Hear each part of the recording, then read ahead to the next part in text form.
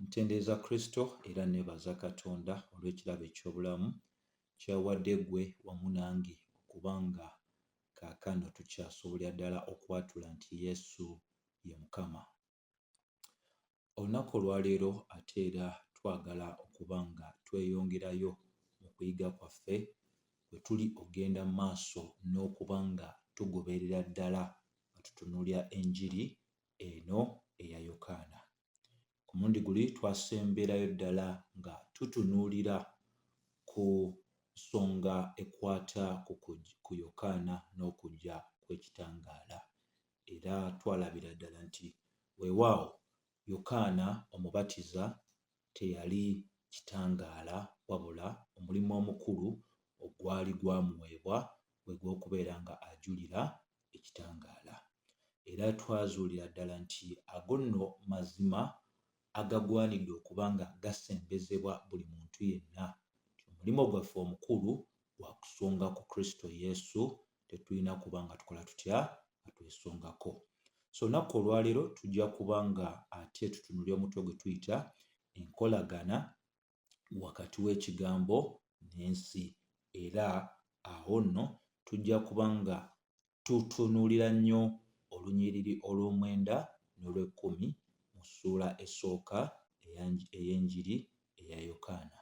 Nga bulijjo nja tandika nga nsoma ennyiriri zino ate era tugendere ddala mu maaso n'okwekkaanya obukulu obw'ensonga obuli mu nnyiriri zino, tulabe butya bwe tusobola okuba nga tufuna ebyokuyiga okuva mu bino ebiwandiikiddwa.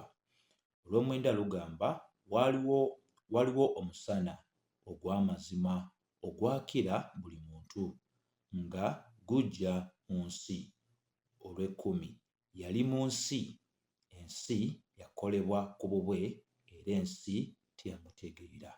Kati nno awo wennyini we tugenda okubeera nga tusimbira ddala amakanda mu lw'omwenda n'olw'ekkumi, naye nga tetunnaba genda nnyo olw'omwenda. Olw'omunana lutuyambako okuba nga tutegeera nti Yokaana omubatiza si yali ekitangaala wabula yali azze okujulira kye tuyita ekitangaala. So olw'ekkumi, olw'omwenda ate lwo lugendera ddala mu maaso ne lutandika nga lugamba nti waaliwo omusana ogw'amazima ogwakira buli muntu nga gujja mu nsi.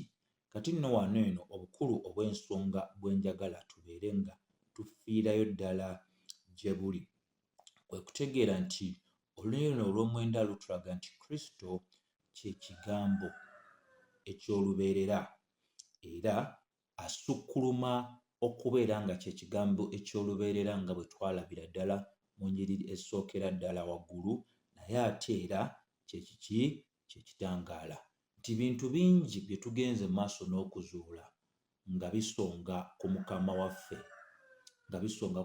waffe Yesu Kristo y'ani. Ekisookera ddala lubereberye waliwo kigambo n'aba ewali Katonda era kigambo n'aba Katonda. Ne tukizuula ate nti Mukama waffe Yesu Kristo yaliwo ng'ebintu byonna byali tebinnabaawo, ate era ne tuzuula nti nno yeebeezaawo, tabeerawo ku lw'abantu balala oba obulamu bwe tabujja ku bantu wabula ye yennyini ye mutonzi ow'ebintu byonna. Era kikulu nnyo okuba nga tutegeerera ddala nti nno omuntu yenna anaaganyulwa mu ekyo ky'alina okuba nga ategeera ku bulokozi bwe, kwe kubeera nga tuzimbira ddala emirandira gyaffe mu kutegeera Yesu Kristo y'ani. So tulina okuba nga tutegeera nti waliwo ebitangaala bingi nnyo ebisobola okwogerwako mu nsi, naye Kristo kye kitangaala oba gwe musana ogwa ddala, era ako kakulu kubanga ye y'ensuubuko y'ekyo kye tuyita omusana oba ekitangaala. So kikulu ffe okutegeera nti ekigambo ekyebeezaawo ky'ekigambo kye kimu kye tusobola okugamba nti kye kisibukamu buli kitangaala kyonna kye tulaba, bwe guba musana, bwe guba mwezi okuba emmunyeenye. So bwe twogera ku Kristo Yesu nti yeebeezaawo ate era kyekitangaala ekyebeezaawo, obukulu obw'ensonga obw'okutegeera nti ye yennyini ye yateesa omusana gufuge obudde obw'ekiro, ate ye mwene ye yateesa mu magezi ge nti omwezi gwakeeyakane obujjuvu bwagwo mu kiro, ate era ye yalagira emmunyeenye okuba nga zimugondera. So bw'otunuulira Zabbuli ey'ekikumi 36 olw'omunaana olw'omwenda enyweza ensonga eyo. So wano we tuli olw'okuba nga tutegeera ddala nti wabeera ekitangaala eky'amazima, tulina okusuubira kye tuyita ekitangaala eky'obulimba. Bayibuli eyogera ku Sitaani mu kuba nti alina obusobozi obwerabisa oba obweraga gye tuli nga malayika ow'ekitangaala. So ensonga lwaki Bakolinso ekyokubiri 11:13-14 eyogera ku eyo ensonga.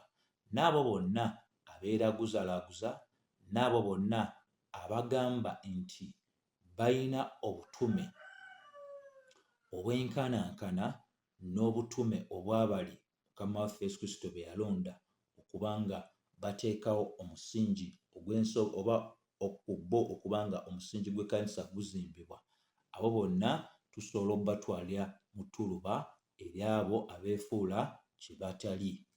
So kikulu nnyo ffe okubanga tutegeera nti Katonda waffe oba obusatu, Kitaffe, Omwana n'Omwoyo Omutukuvu, tusobola okufunza nga twogera nga tugamba nti Kitaffe kitangaala, Omwana kitangaala, Omwoyo Omutukuvu kitangaala, kubanga Yokaana 1:5-6 enywereza ddala ensonga eyo y'emu. So ne bwe tuba tusomye okuviira ddala mu kwatula kwe tuyita okwa Nicene Creed, kutegeereza ddala nti Kristo kye kitangaala eky'ekitangaala era ye Katonda ddala. So kitegeeza ddala nti Mukama waffe Yesu Kristo nga tumwogerako, Bayibuli bw'egamba nti mu lw'omwenda nga bwe tulabye nti waliwo omusana ogw'amazima.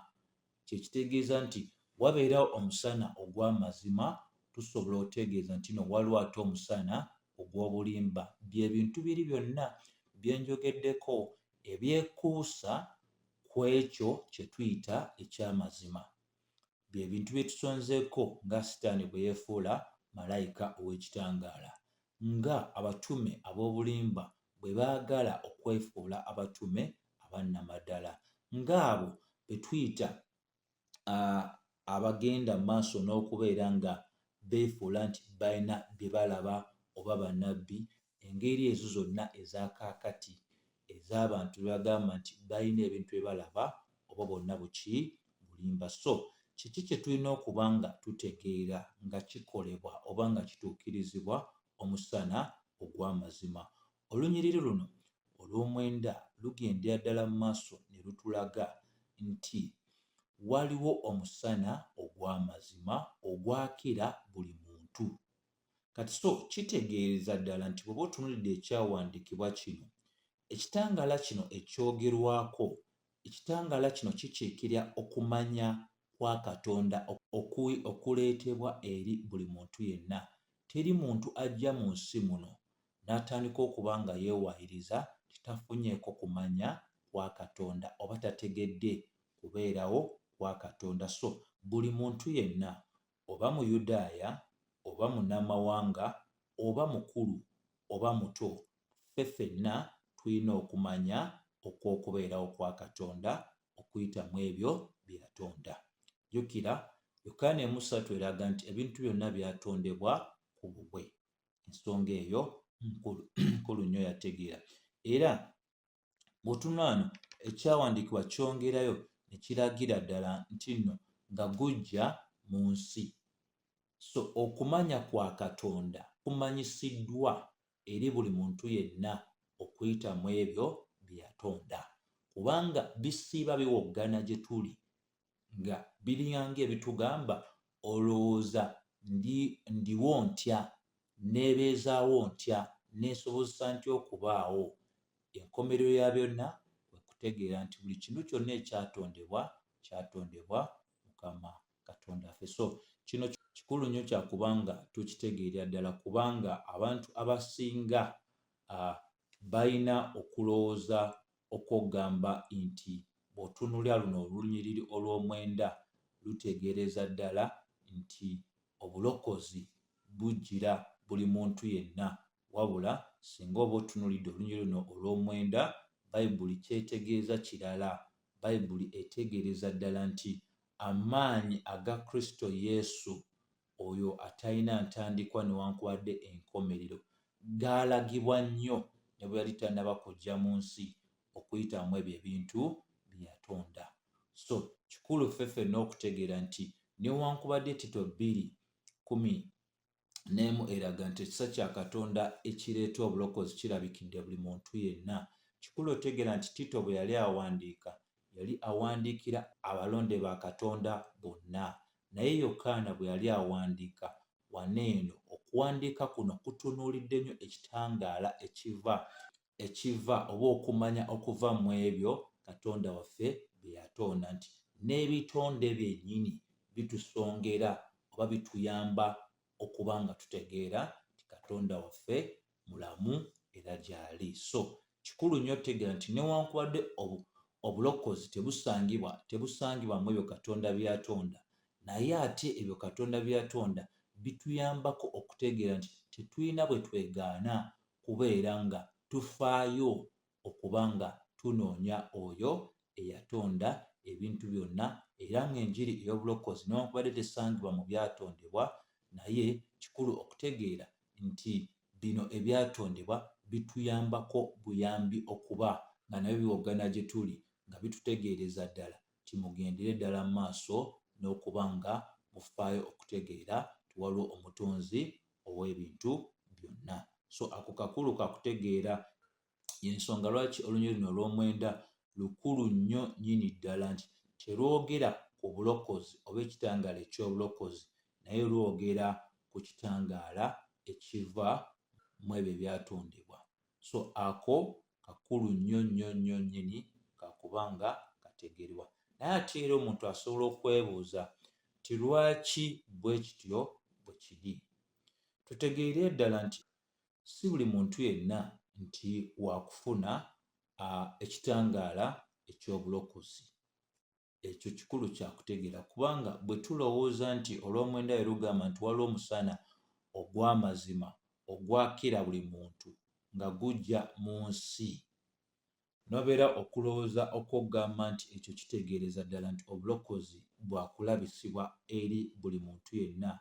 Ekyo kyonna ekyo kya bulimba, kubanga kyenjagala tubeere nga tutegeera nti newankubadde enjiri ebuulirwa abantu bonna, naye bonna si baakulokoka.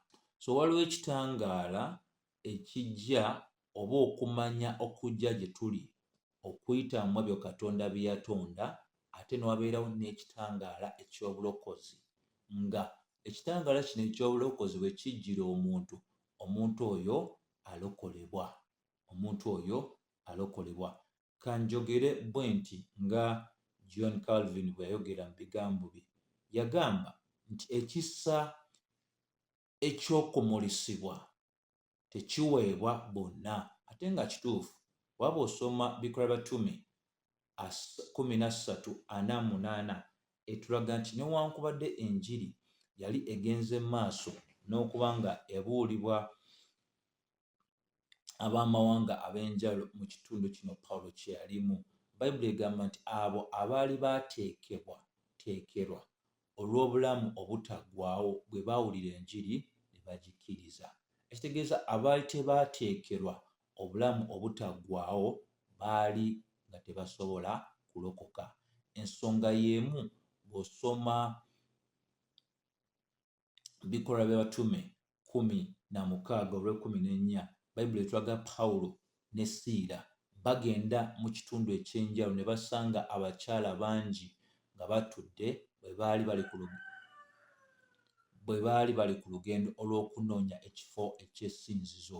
Ne basalawo okwogerako n'abakyala abo.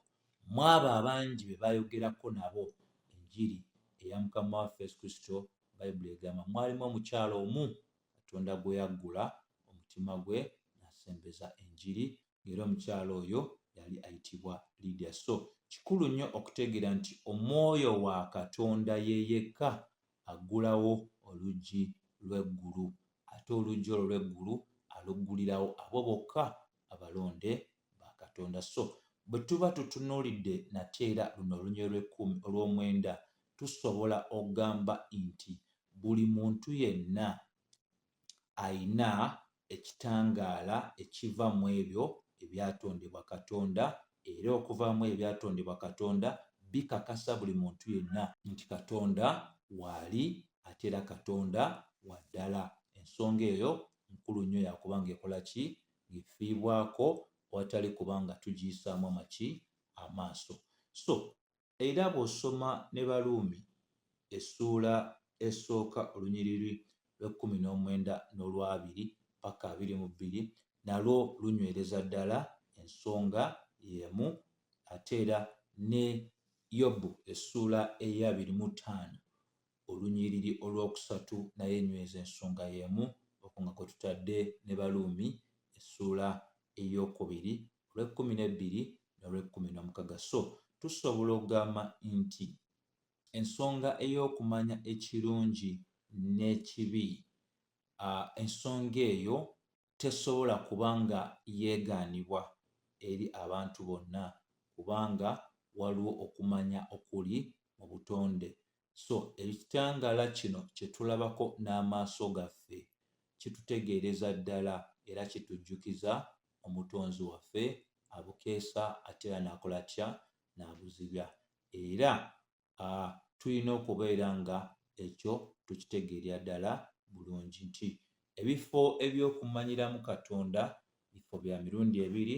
Tulinamu ebyo Katonda bye yatonda, kitangaala oba okumanya okuva mu ebyo yatonda, ate okusingira ddala kuviira ddala mu Bayibuli. Tusanga enjiri ey'obulokozi bwaffe Baluumi 1:16 eragira ddala nti enjiri tenkwasa nsonyi, kubanga yo ge maanyi ga Katonda era mwe muli obulokozi obwa buli muntu yenna agenda maaso n'okukkiriza. So ako kakulu nnyo nnyo nnyini ddala kakutegeera.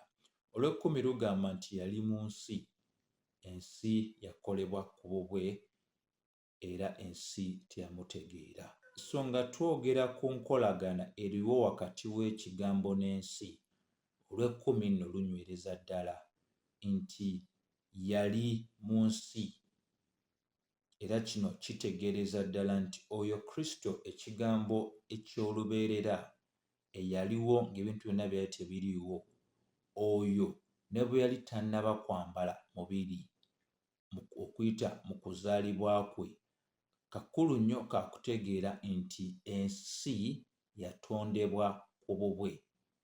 Ensi yatondebwa ku bubwe.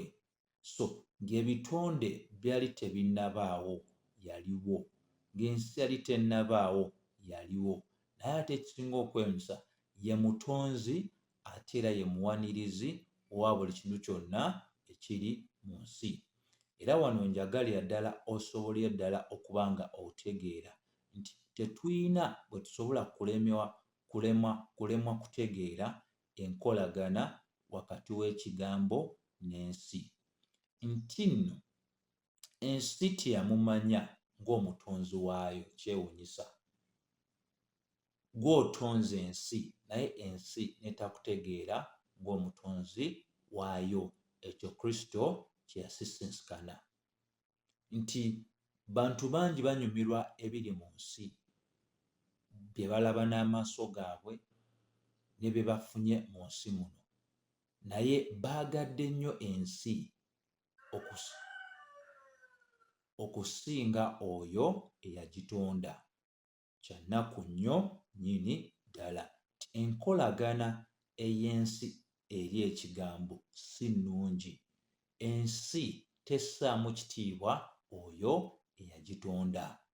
Kyannaku nnyo ng'era wenzizeemu okutegeeza. So kikulu ffe okutegeera nti ekigambo kino ekyogeddwako ng'omusana ogw'amazima kye kitonzi ky'ensi, naye ensi n'abo abagirimu tebaamanya ekigambo kino ate ekimanyikiddwa ng'omusana ogw'amazima, ekitonzi ky'ensi eno. Kino kiranga bwe twandigambye nti omwana eyeerabira bakadde be abaamukolera buli kamu. So bw'otunuulira olunyiriri lw'ekkumi lulaga okugwa okw'abantu okuba nga tebamanyi mutonzi waabwe. So ensi erina obukyayi eri oyo eyagitonda. Ensi terina ssanyu oba kwagala okw'oyo eyakola ki? Eyagitonda. Newankubadde ebyo byonna byonna ebiri mu nsi byatondebwa okuyita mu ye. Ebyo nno bikulu nnyo. Ensonga lwaki omwami era ayitibwa John Calvin yayogera n'agamba nti nno yayogera bw'ati, kangezeeko okuvunula mu Luganda, nti kiki kye tusobola okugamba nti kiri mu mbeera etategeerekeka. Ekitategeerekeka kwe kubeera nga tusena amazzi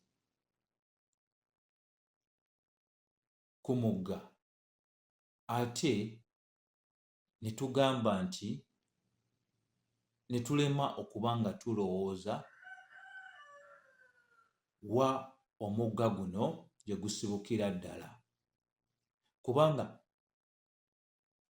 omugga gukulukuta ng'akabonero akalina otukakasa tetulinako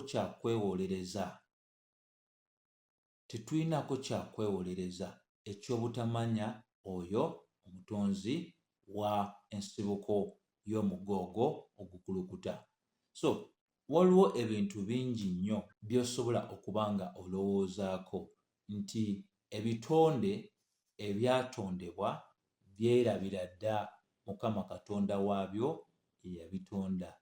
Kristo bwe tusobola okugamba y'ensulo eya buli kitangaala kyonna mu nsi eno, ate era ye yagenda mu maaso n'okubeera nga alagira ekitangaala okulabisibwa mu kizikiza eky'amaanyi. So buli kantu konna ke tukubako amaaso, oba nsozi, oba njazi, oba emigga, amayanja, ebitonde eby'ensolo, ebiwuka, na buli kantu k'olya nga kakyamula amaaso go ng'okatunuddeko nga kali mu ebyo ebyatondebwa. Tulina okutegeera nti obwo bwonna bujulizi nti ebintu ebyo tebyebeezaawo bwebeezi, wabula biina abibeezaawo era biina yabitonda okubeera nga weebiri. So mukwano, ensonga eyo nkulu nnyo okuba ng'okola ki? Ng'ogifiirako nnyo nnyini ddala. Awatali ekyo tugamba nti weewaawo tutambula naye nga tutambulira ddala ng'abo abantu abatamanyidde ddala kigenda mu maaso. So ensonga eno eri mu Yokaana 1:9-10 yatutegeereza ddala nti omusana ogw'amazima ye Kristo Yesu, ate era okumanya kwe kusaasaanidde buli bantu bonna oba buli muntu yenna okuyitamu ebyo bye yatonda. Ate ekyensonyi bwe bukyayi obw'ensi eri oyo. So Katonda ffe nga bw'ali omwesigwa, tujja kuba nga ate tutandikira wano omulundi omulala okwekkaanya olunyiriri olw'11. Nsaba ekisa kya Mukama waffe Yesu Kristo kibeere eri mmwe mwenna era amiina.